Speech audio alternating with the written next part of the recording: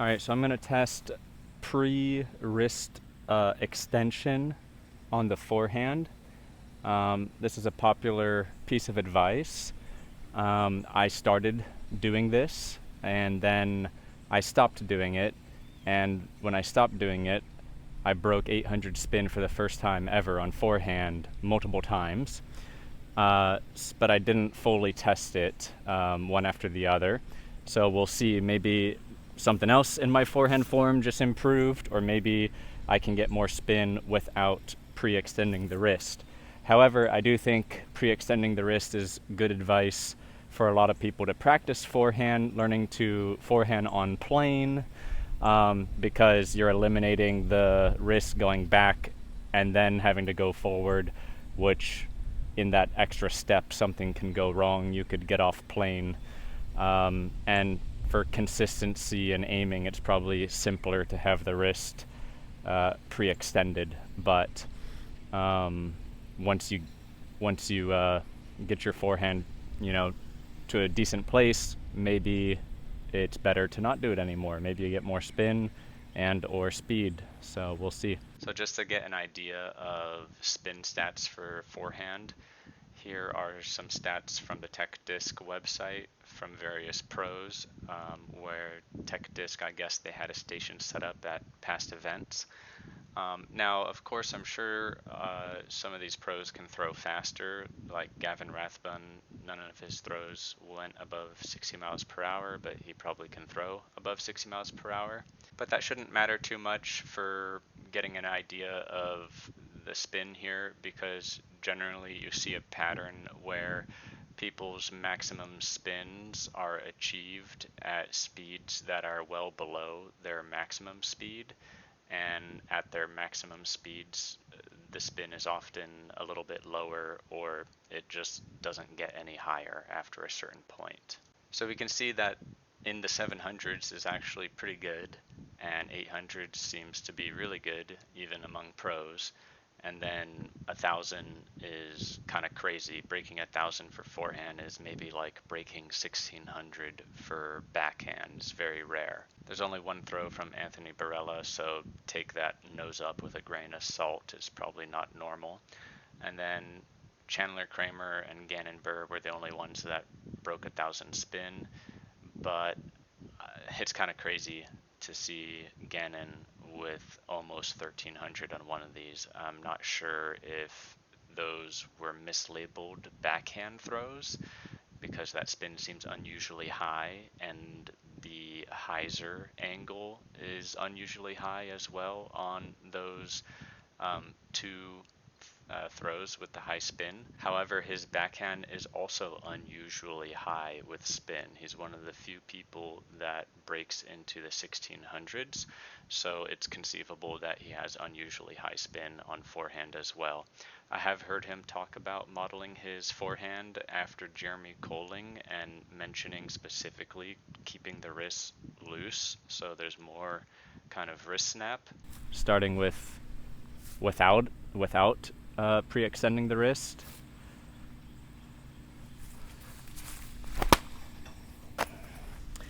I think I have a tendency to stand up into the throw, which I don't think is good. I'm noticing while editing this that some of these Hyzer angles seem to be a bit lower than what it looks like the release angle is.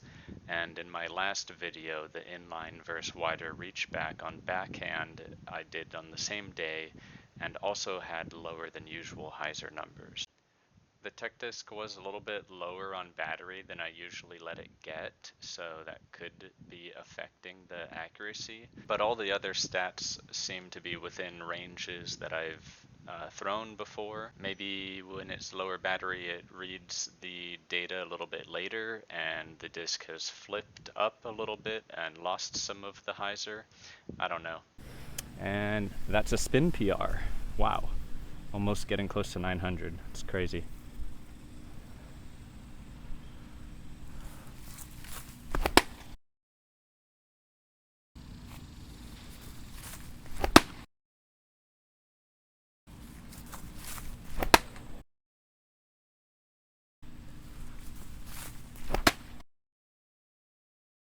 All right, now for pre-wrist extension on the forehand, trying to keep everything else the same.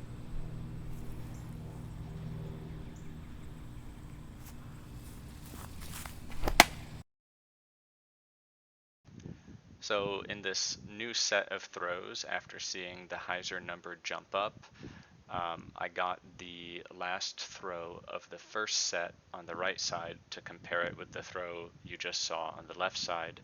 And it looks to me like the 19.8 degrees Hyzer is more accurate, and the Hyzer from the first set is inaccurate. However, all the other stats look pretty normal from what I've seen before for forehand. So it seems like for some reason only the Hyzer got messed up. And between these sets, I do change the tags in the Tech Disc app to categorize these throws. So maybe just that interaction with the app had led to things getting recalibrated. I have been practicing lately trying to get my forehand a little bit flatter, so I just thought that it was working on the first set, but then in the second set of throws I saw the extra hyzer and just tried to keep throwing the same that I was in the first set to not change too much. But this makes sense because when I first started learning forehands, I mostly threw hyzers and took a while before I started practicing anhyzers and flat forehands. So if I don't practice it regularly, I start reverting to throwing more hyzer.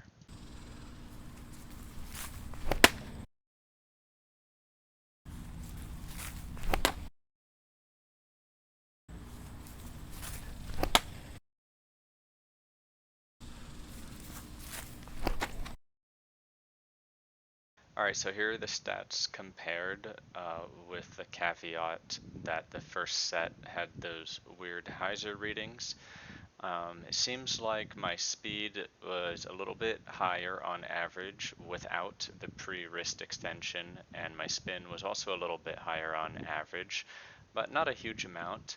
However, when you're in, the upper ranges of your possible spin, and then when considering that forehand is a lot more limited on spin than backhand, so I consider this difference in spin more notable than I would if it was a backhand. However, it seems like something else in my forehand might have also changed to help me get more spin in general, because the last time I threw forehands with a pre-wrist extension, I was mostly stuck in the mid to high 700s. Now the nose angle was also quite a bit different, but in my forehand, it's not uncommon for me to get slightly nose up or slightly nose down. So I'm not sure what to think about this. Perhaps it's another misreading, or maybe the pre-wrist extension played a factor on that. And I adjusted, subconsciously something else about my throw. But in any case, I should probably retest this with a fully charged tech disc and pay closer attention to the throws initially to see if the hyzer is lining up, to make sure it's reading things accurately, so that I can, try resetting it if it seems like it's a little bit off. But there's just so many things I want to test that probably not prioritize retesting this, especially because I don't think there's going to be any huge surprises, because I regularly use the tech disc while warming up, so I'm decently familiar with my forehand stats, and I saw how stopping using pre-wrist extension helped me increase my spin by focusing on getting more wrist action in there.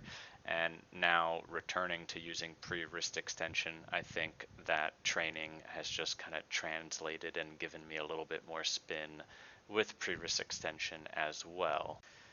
So my thoughts are kind of the same as what I opened with about pre-wrist extension, I think, being useful for practicing the forehand with more control, and then not doing it to practice getting some higher speeds and more spin and whip, but perhaps returning to using it might help for more controlled shots and hitting angles consistently.